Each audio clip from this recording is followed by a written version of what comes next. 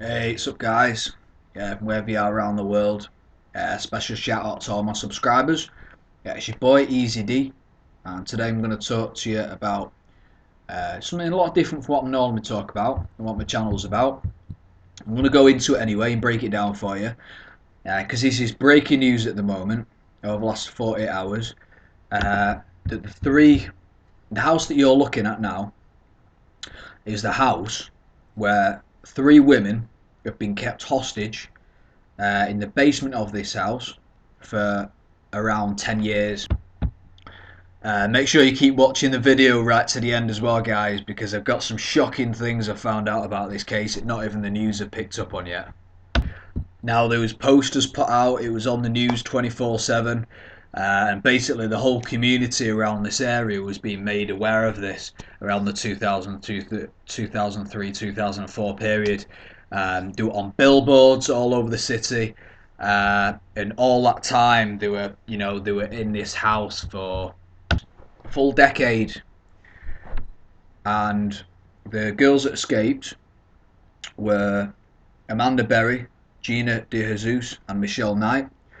They're all women now, but they were kidnapped as teenagers, and nobody actually knows how it's happened, where it happened, or how we actually managed to get them in the house in the first place. That's yet to be revealed, but they're being questioned by police at this moment in time, so no doubt we will find out. So the guy we've got to thank for actually rescuing these three girls is Charles Ramsey, which is one of the neighbours, and he heard screaming coming from the house. So he ran to the house. He saw a passerby running towards the house.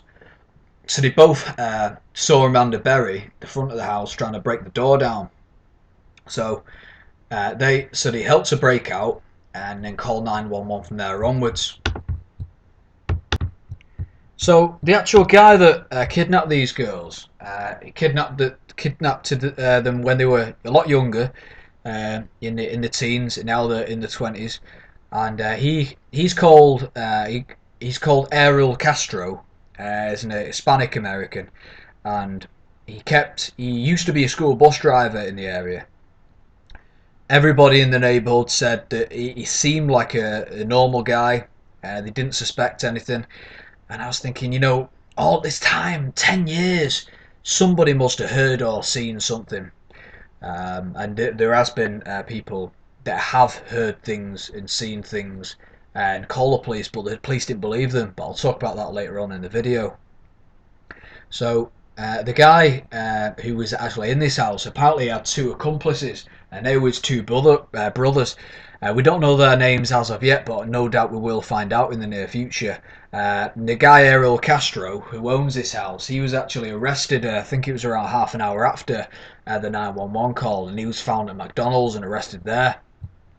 So, at least they've actually got these three men that are responsible for this.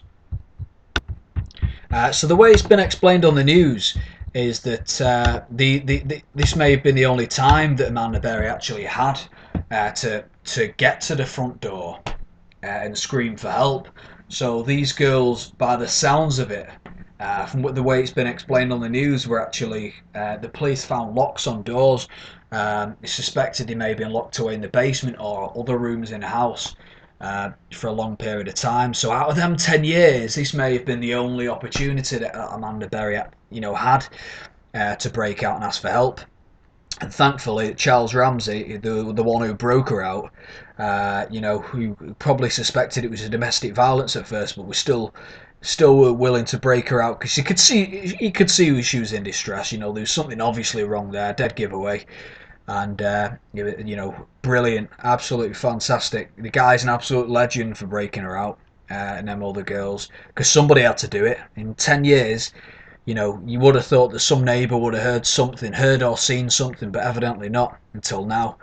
So at least they're out now. But when you look at the house, you can't tell whether it's a normal house, whether there's something wrong with it, whether there's something that sort of gives it away. I mean, obviously I don't live in this neighbourhood, so I don't know what most of the houses look like, but this is the image that I managed to find on Google Earth Street Maps anyway.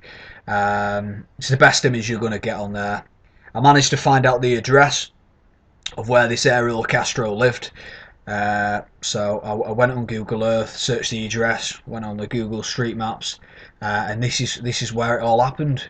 So the house on the right that you can see there, Google Earth Street View. So I mean, at the time when this happened, Charles Ramsey, I suspect that Charles Ramsey does live there at the time, when this happened, and he lives there now. But I mean, he's unable to get in the house at the moment because the police. He's only been in the neighbourhood within a year, so he probably bought this house, and he now lives in this house. But the time when this Google Earth Street Maps was taken within this neighbourhood, it was around May 2012, so approximately this time last year when it was taken.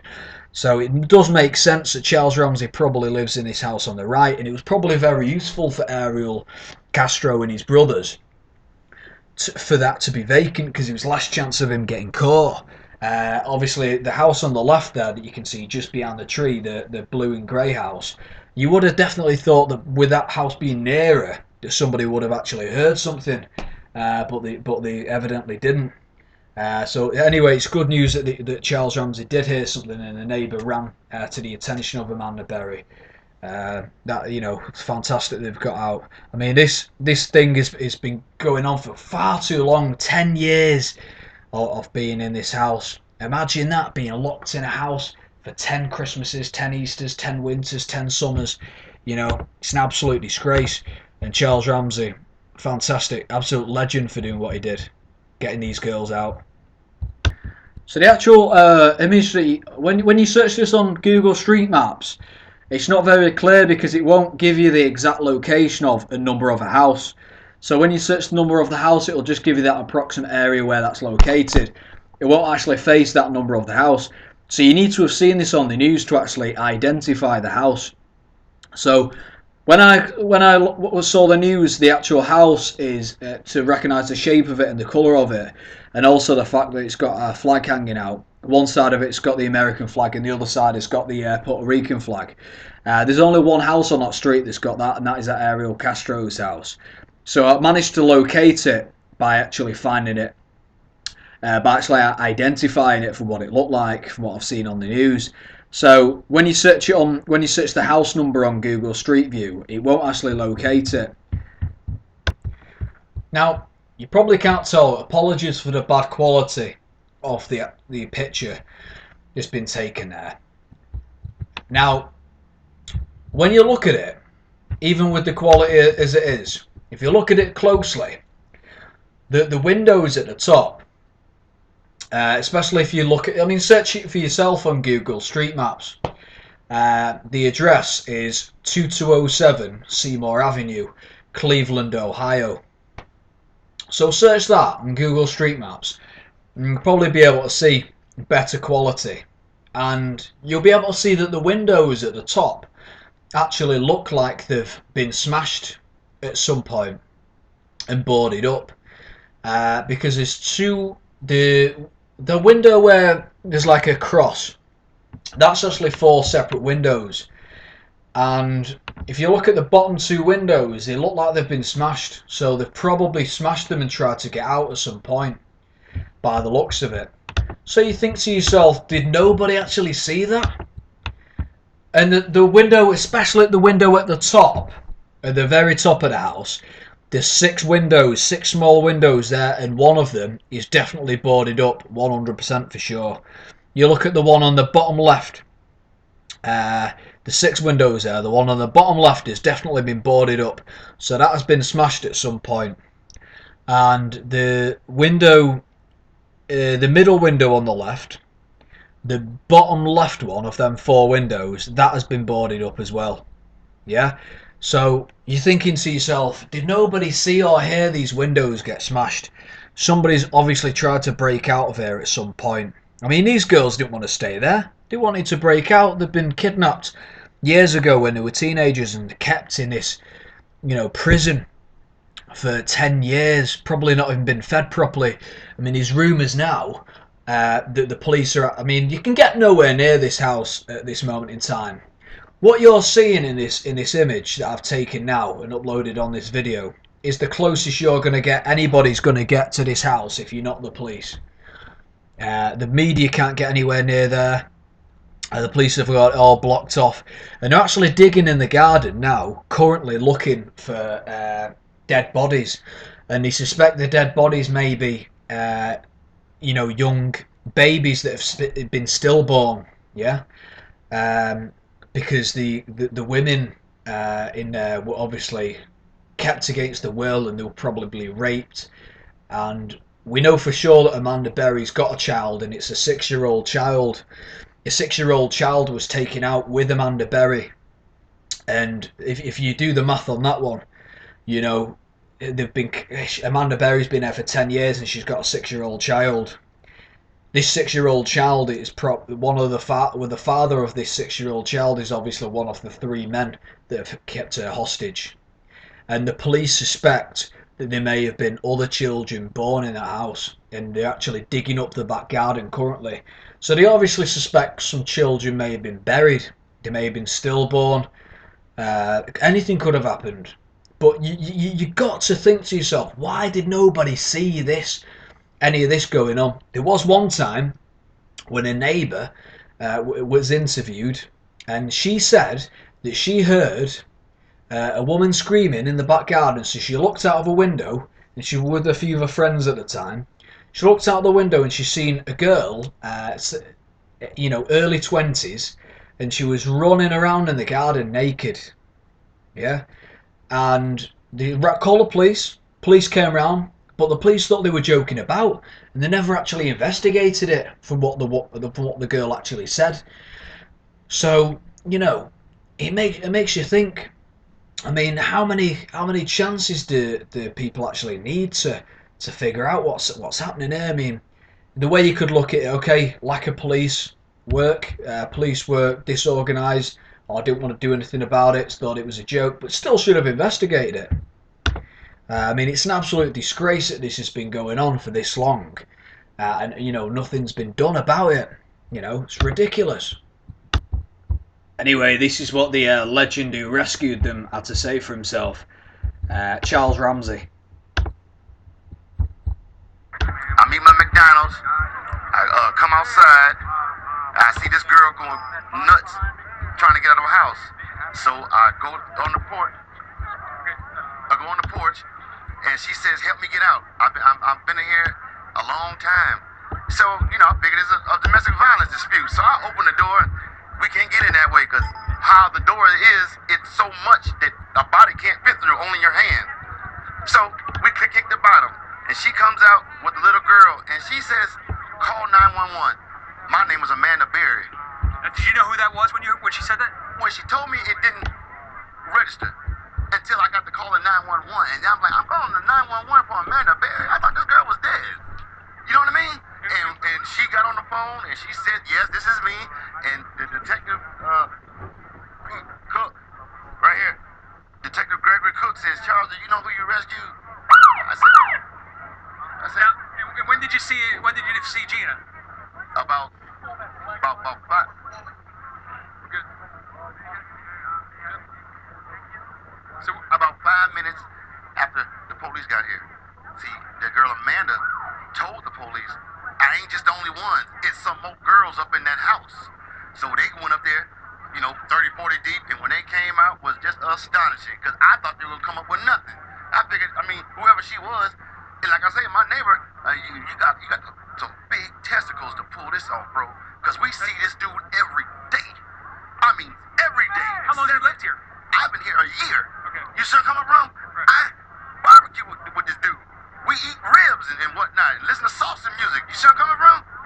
And you had no indication that there was anything? Bro, not a clue that girl was in that house or anybody else was in there against their will. Because how he he just comes out to his backyard, plays with the dogs, tinkers with his cars and motorcycles, goes back in the house. So he's somebody that you look away because he's not doing nothing but the average stuff. You see what I'm saying? There's nothing exciting about him. Well, until the day.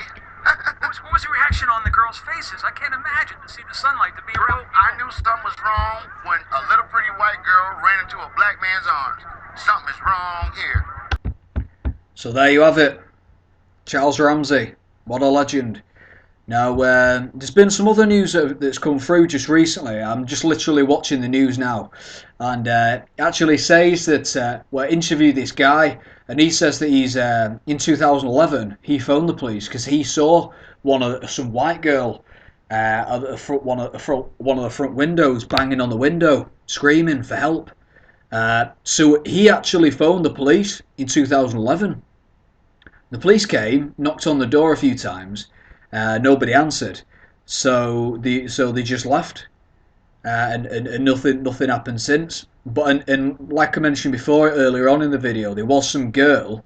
If I did mention this, there was some girl that claimed to have seen a naked girl running in the garden. And she said that it was very strange. She called the police. Police came round. Her and her mates thought it was funny at first because they didn't know what was going on. But alarm bells started going off because she thought this girl's acting strange in the garden. This girl's in her early 20s.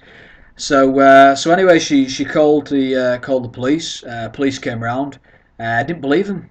They probably went looking, knocked on the door just in case, and nobody answered, so they thought nothing of it.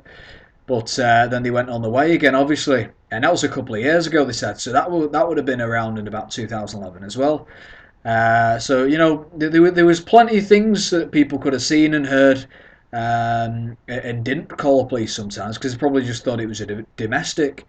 But it's just shocking that nothing's been done about this. I mean, you can't say it's all the police's fault, but come on, the police could have done more than they did. They could have gone back the next day to check, to carry on knocking until somebody answered, and then they could have asked neighbours who live there, what hours he works, what time he'll be in, and they shouldn't have given up. But you can appreciate, the amount of crime that goes on, and they have limited officers out there on the streets. You can see what's happened there. They've obviously been too busy to actually deal with it. But things like this must have been happening for about 10 years, and obviously nothing was done because he probably thought nothing of it. But the guy that said the guy on the news said that he about a week later after he saw the white girl in the window with the kid, he said that he saw the same kid about a week later in the park, and he asked Ariel Castro, "Who's this girl?" And he said, "Oh, it's my girl's daughter." So he was lying to his neighbours, and he was obviously taking risks. I mean, that Amanda Berry had a child with Ariel Castro, and that's her dad. So he obviously, he didn't want to keep her in a, well, who knows what he was trying to do, but I suppose towards the end maybe he was taking more risks, and maybe he was just perhaps he wanted to release them. Who knows? But what an absolute idiot! You can't go around kidnapping people and having kids with him, and the guy needs locking up and throwing away the key, and his brothers. Not only that, you can't keep people hostage against their will. Kidnap teenagers. I mean, it's Ariel Castro guy, whoever he is. Who does he think he is? He's a fucking paedophile. I mean, just check this one out. I got this picture here. Can't remember where I got it from. I got it from somewhere. I was doing my research on this case, and this is a picture of Ariel Castro. By the looks of it, not too recent, but I wouldn't say that it was any more than 10 years ago. So, who's he with here? This is obviously in his house. And people, his band members that he played salsa music with, they said some of them have been in his house and they've never heard any voices. They've never heard anything. So where was he keeping them? Even if he was keeping them in the basement, surely people would have heard them.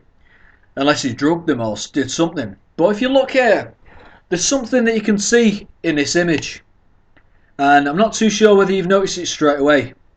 And it's nothing to do with him and the girl, whoever she is. Look at the door. Looks like there's been some sort of lock on it at some point. So where you can see there now, he may have kept one of the girls in that room or he may have kept her in some part of that house.